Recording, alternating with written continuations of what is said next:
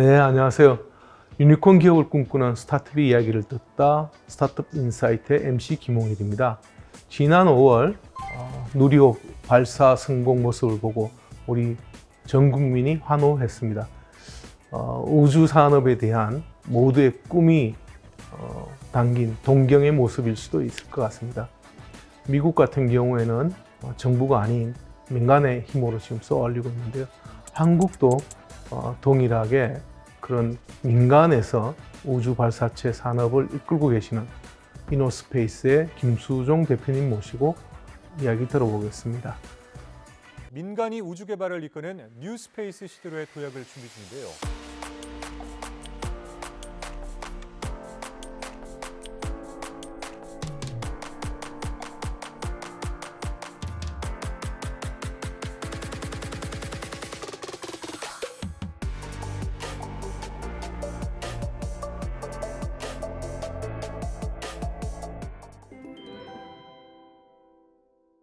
오늘은 이노스페이스라는 소형 우주 발사체를 만들고 계시는 김수종 대표님 모시고 이야기 들어보겠습니다. 대표님, 회사 소개 또는 본인 소개 간단하게 좀 부탁드릴까요? 네, 안녕하십니까. 이노스페이스 대표 김수종입니다.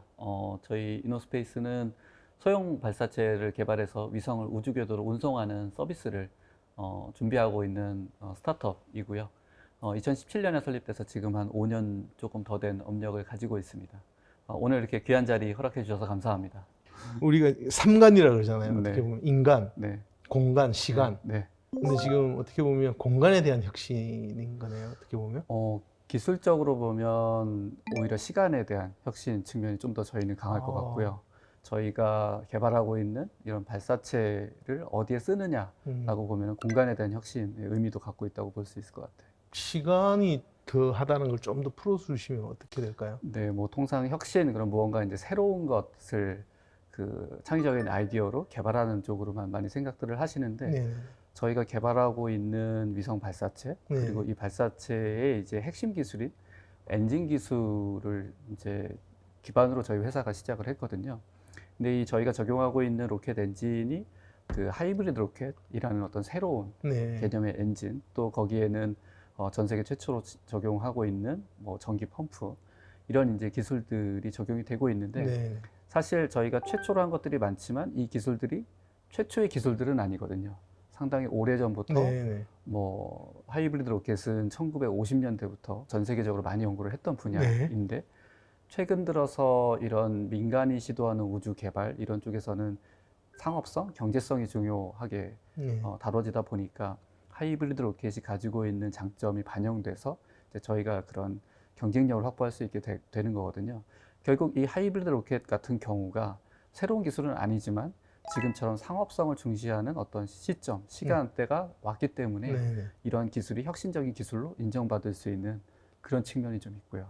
그러면 지금 이제 우리 이노스페이스의 가장 큰 경쟁력은 그 추진력을 넣는 과정의 연료에 있어서 하이브리드다. 이렇게 이해하면 되는 건가요? 그 설명을 좀 더 해주시면. 결국은 경쟁력은 뭐 여러 가지가 있을 수 있죠. 가격 경쟁력이 될 수도 있고 고객 만족도를 높이기 위한 그 정확한 시간대 서비스를 이제 지연 없이 제공하는 것도 있을 수도 있고 뭐 발사장의 뭐 위치가 될 수도 있고요. 근데 제일 중요한 건 사실은 가격이고요. 결국 싸야 이제 고객들이 선택을 하는데 통상 그 로켓이 이제 우주를 비행하니까 로켓 내부에는 연료 산화제라는 물질을 실어서 이제 연소를 시켜서 추진력을 얻게 되는데 액체 로켓은 이 연료와 산화제가 모두 이제 물처럼 흐르는 액상으로 저장이 되어서 사용을 하는 거고요. 고체 로켓은 이 두 가지가 모두 딱딱한 고체상으로 저장이 되었다가 이제 사용을 하는 거고 저희가 사용하는 하이브리드는 그 산화제는 액상을 사용하고요. 연료는 이제 고체를 사용을 하게 됩니다. 근데 이렇게 이제 서로 다른 특성을 갖게 될 때 장단점이 있는데 액체 로켓은 모두 액상을 사용하기 때문에 우리가 수도꼭지를 열었다가 잠갔다 하는 것처럼 추진력의 힘을 조절을 할 수가 있습니다. 대신에 이제 시스템이 복잡하기 때문에 좀 무겁게 또 비싸게 제작될 수밖에 없는 거고요. 고체 로켓은 그 연료 산화제가 이제 딱딱한 고체를 미리 잘 그 혼합해서 굳혀놓은 형태. 그러니까 연탄처럼 네. 만들어 놓은 형태라고 네. 보시면 되고요. 이거는 불을 붙이면 힘은 내지만 힘의 조절을 하기 어려운. 그렇지만 구조는 단순하기 때문에 네. 이제 빠르고 싸게 만들 수 있는 장점이 네. 있고요. 근데 위성 발사체에 쓰려면은 추력의 조절도 필요하면서 가격이 싸야 되죠. 예. 근데 하이브리드는 연료는 고체를 쓰고 산화제는 액상을 쓰기 때문에 액상의 산화제의 조절을 통해서 추력의 조절은 가능하면서도 고체 연료를 쓰기 때문에 액체 로켓보다는 구조가 상당히 단순한, 네. 그래서 빠르고 싸게 만들 수 있는 장점이 있습니다. 그래서 이 때문에 다른 로켓 대비해서 기능적으로 위성 발사체에서 필요로 하는 기능을 하면서도 가격은 더 싸게 만들 수 있는 그런 부분이 있고요. 네. 근데 이게 뭐 싸게 만드는 것도 결국 가격을 결정하는 데 중요한 부분이 있지만 결국 사용하는 물질이 폭발성 물질이냐 아니냐도 상당히 중요합니다. 네. 근데 하이브리드 로켓은 이 연료와 산화제가 서로 다른 상으로 되어 있기 때문에 폭발을 하지 않는 안전성이 있고요. 이 안전성이 뭐 비행을 하다가 터지지 않는다는 그런 기능적인 부분도 있지만 더 중요한 것은 개발, 생산, 뭐 운반하는 모든 과정에서 안전 관리 비용을 낮출 수가 있게 됩니다. 네. 그래서 결국 저희가 서비스 비용으로 책정을 할 때 그 서비스 비용에는 제작 비용도 있지만 이런 전반적인 안전 관리 비용도 반영이 되는데 그래서 앞서 말씀드린 대로 빠르고 싸게 만드는 제작 비용의 절감, 네. 그 다음에 안전한 물질이기 때문에 안전 관리 비용을 낮추는 부분 때문에 저희가 경쟁사보다 싼 경쟁력 있는 서비스 가격을 제시할 수 있는 그런 경쟁력을 갖게 되는 거죠. 작년 말에 시험 발사에 성공을 하셨고 네. 본격 상업 발사는 언제쯤으로 지금 생각하고 계시는 거예요? 저희가 내년 말을 지금 목표로 내년 현재 말이요. 1년 반 정도. 네. 그걸 하기 위해서는 뭐 어떤 나름대로의 타임라인들이 다 있을 것 같아요. 네. 제일 아직까지 못 따라오는 부분이 뭔가요? 기술적으로는 내년에 상업 발사를 하기 위한 기술 소요의 저희가 한 70% 정도? 그다음에 발사를 하기 위한 또 기술도 필요합니다. 발사체 개발을 위한 기술도 필요하지만 실제 이제 발사를 하는데도 네. 기술이 필요한데 그런 측면까지 다 고려하면 한 80% 가까운 기술은 이제 확보가 된 상황이고 추가적으로 필요한 한 그 나머지 한 20% 정도의 기술들은 사실 정부 연구기관에서 이미 누리호나 이런 곳에 다 적용이 돼서 검증이 된 네. 기술들을 보유하고 있고요. 그 기술을 이제 잘 저희가 기술 이전 요청이나 협력을 통해서 확보를 해야만 결국 이제 상업 발사를 할 수 있기 때문에 네. 그러한 저희에게 부족한 기술을 빠른 시간 내에 이제 잘 확보하는 게 사실은 제일 중요한 부분이라고 볼 수 있고요. 이제 그거는 이제 우리 요 발사체 또는 발사 기술에 대한 부분이고 네, 상업 발사를 위해서는 네, 인공위성을 누군가 고객이 와줘야 되는데 네. 지금 고객들은 좀 확보가 돼 있나요? 어떻습니까? 사실 지난 3월 발사 이후부터 좀 고객의 그 본격적인 계약 협상에 대한 요청들이 오고 있는 상황이고요. 네. 그래서 곧 뭐 상업 성과, 실질적인 이제 계약 성과를 저희가 오픈을 할 수 있을 것 같은데 네. 현재는 그 논의 단계에 있고요. 저희 예상보다는 많은 곳에서 지금 발사 요청이 오고 있는 상황입니다.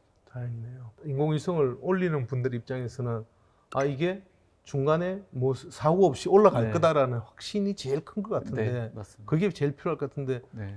그런 데 대한 어슈런스는 그런 고객들인데 어떻게 주고 있습니까? 그래서 초기에는 사실 첫 발사나 초기 발사에는 고객들이 잘 안 실으려고 하죠. 예. 그래서 저희가 그 이제 첫 발사나 이런 경우에는 좀 가격을 많이 할인을 해서 예. 이렇게 실도록 유도를 좀 하고 있고요. 예. 근데 지금 현재 소형 위성에 특화된 저희 같은 소형 발사체 서비스는 로켓랩이라는 한 곳 정도가 지금 서비스를 하고 있거든요. 네. 그렇다 보니까 지금 소형위성 사업자들이 쏘고 싶어도 못 쏘고 있는 발사 사업자 주도의 좀 시장이고요. 그렇기 때문에 발사체 개발이 완료되기 이전에도 발사 계약이 이제 이루어지고 있는. 네. 그래서 저희도 이번에 지금 계약 협의를 내년에 발사인데도 불구하고 지금 하고 있는 상황이고요. 그래서 초기 한두 번 정도는 그런 할인을 통해서 이제 이렇게 발사를 하도록 유도를 하고 네. 그 다음부터는 그런 부분에 대해서는 신뢰성을 어느 정도 갖고 있다고 보고 뭐 계약이 잘 이루어지는 게 요 산업의 지금 상황이라고 볼 수 있습니다. 발사체가 결국에는 바다로 떨어질 거잖아요. 네. 근데 이제 그 스페이스X 같은 경우는 떨어진 걸 찾아서 다시 재활용하고 수거를 해서 스페이스X처럼 이렇게 재가공한다 그래야 되나요? 네.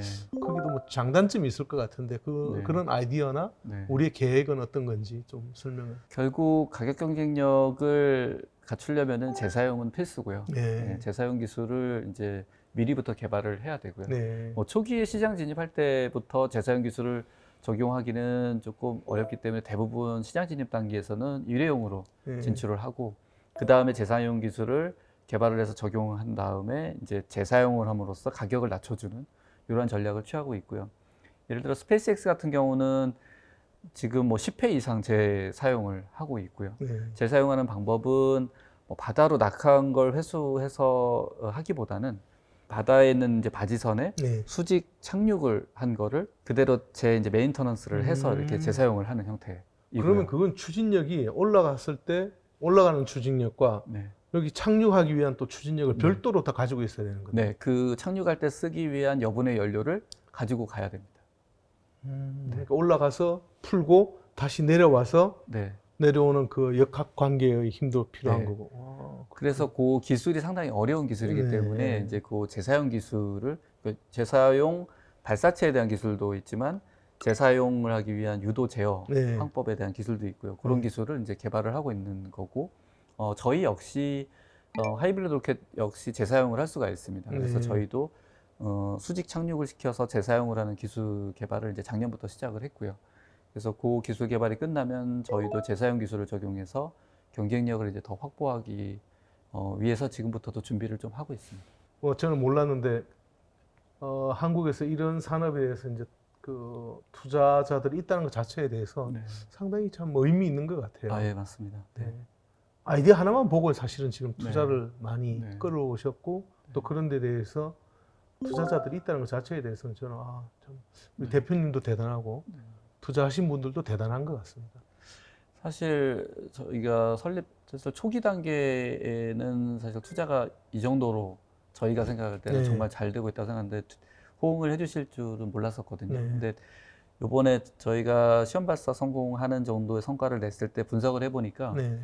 그 여러 이제 발사체, 소형 발사체를 개발하고 있는 회사들 중에 저희가 한 13번째 정도의 누적 투자액이더라고요. 네. 네. 사실 이게 국내 환경에서는 정말 어려운 환경임에도 정말 적극적으로 좋게 보고 많이 투자를 해주셨다고 보고 있고요. 이제 전 세계적으로 볼 때 그 전체 규모, 네. 우주 산업에 대한 전체 투자 규모 아니면은 뭐 그러면은 그거는 이제 작은 게 맞는데 역량을 좀 보여줘서 받은 기업 측면에서 봤을 때 누적 투자액으로 보면은 적지 않은 규모다. 창업자인 대표님이 이제 꿈이 있고 그 투자자들은 꿈을 사거든요. 결국에 현실을 사고 싶은 투자자는 땅 사러 가고 네.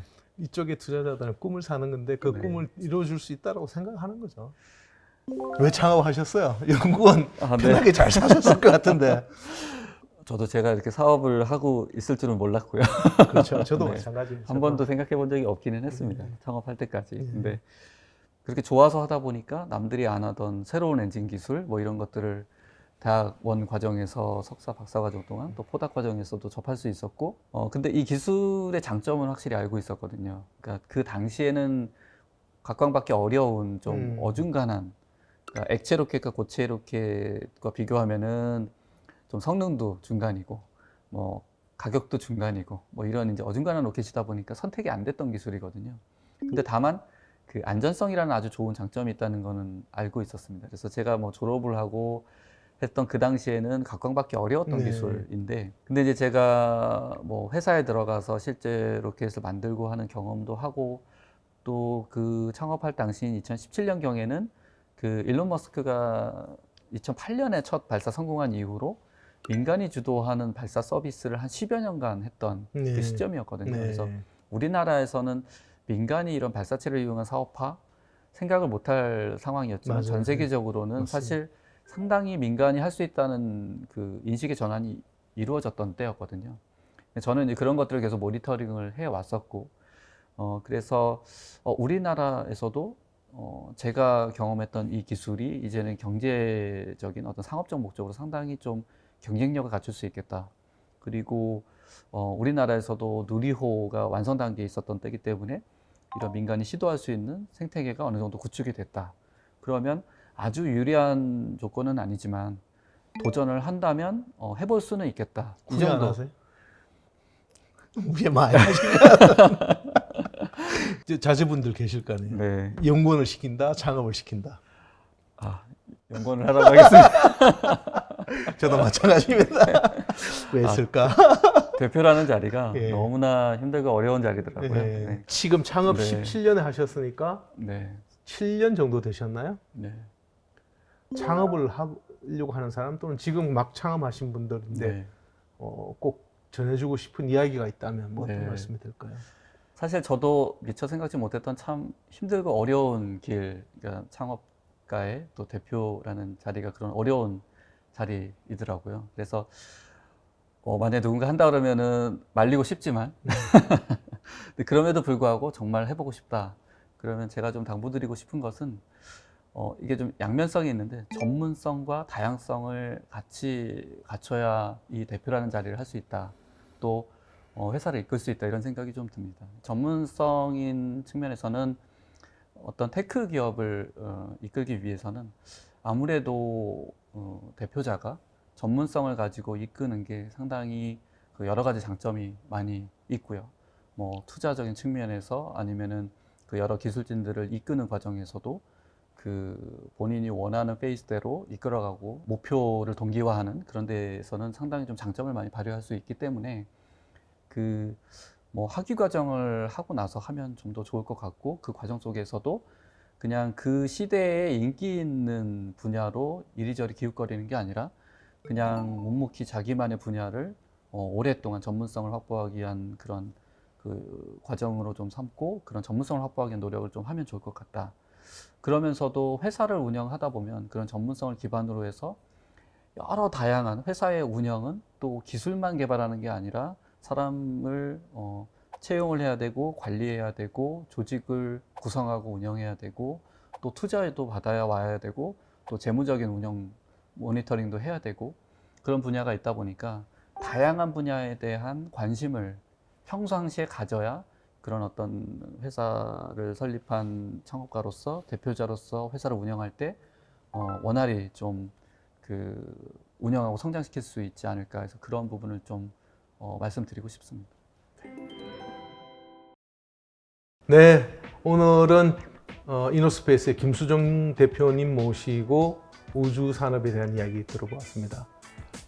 대한민국의 우주 산업을 넘어서 전 세계 민간 발사체 시장에서 이노스페이스가 활약하는 그날까지 꿈과 희망을 가지고 하늘을 쳐다보았으면 좋겠습니다.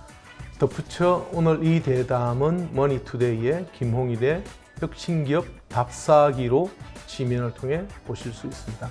지금까지 스타트업 인사이트의 MC 김홍일이었습니다. 감사합니다.